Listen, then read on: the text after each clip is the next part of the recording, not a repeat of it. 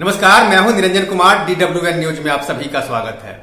आज हम बात करेंगे मध्य प्रदेश में होने वाले विधानसभा चुनाव को लेकर के, क्योंकि मध्य प्रदेश में इस साल के अंत में विधानसभा के चुनाव होने वाले हैं और इस चुनाव को लेकर के कांग्रेस अपनी तैयारियां लगातार कर रही है।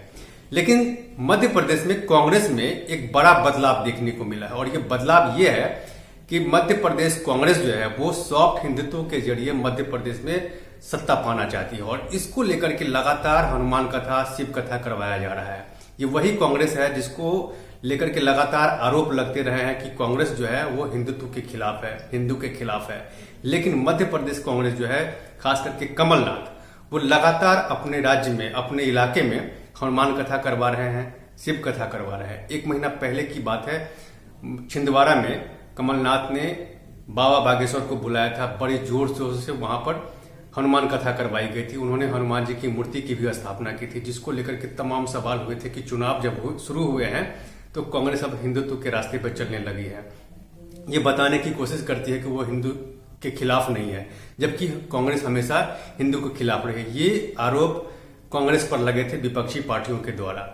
अब देखिए कि एक महीने के बाद एक बार फिर से अब जो है कमलनाथ अपने ही इलाके में शिव कथा करवा रहे हैं और वो भी पंडित प्रदीप मिश्रा को बुला करके, और उन्होंने कथा करवाया और बाकायदा उनसे आशीर्वाद लिया।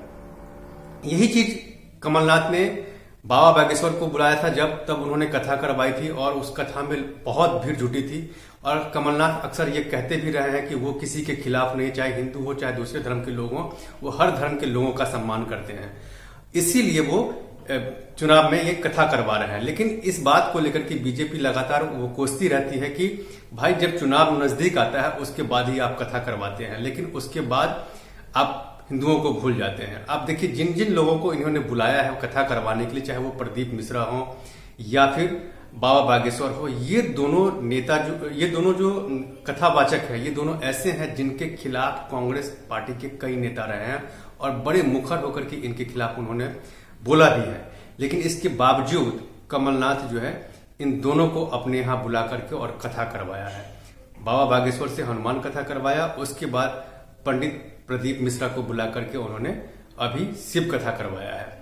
और ये जो दोनों बाबा हैं, ये जो कथावाचक हैं, ये दोनों लगातार अपने अपने बयानों से चर्चा में बने रहते हैं। और ये टक्कर बेसिकली कमलनाथ का शिवराज सिंह चौहान को देने को लेकर के है, क्योंकि शिवराज सिंह चौहान लगातार ये कहते रहे हैं कि बीजेपी हमेशा से हिंदू और बाकी धर्मों का सम्मान करती रही है और हिंदू की आस्था को लेकर के बीजेपी हमेशा से चिंतित रहती है। लेकिन कांग्रेस जो है वो चुनाव जब नजदीक आता है उसी समय में वो हनुमान कथा और शिव कथा करके खुद को ये कोशिश करने रहती है, साबित करने की कोशिश करती है कि वो हिंदुओं के खिलाफ नहीं है। तो देखना ये है कि कमलनाथ का बाबा के दरबार में जाना, बाबा के पास जा करके और उसके बाद कथा कराना, ये सॉफ्ट हिंदुत्व का जो उनका चुनावी एजेंडा है, ये कहां तक इस चुनाव में संभव हो पाता है, इस पर मेरी नजर बनी हुई है। आप मेरे साथ बने रहें और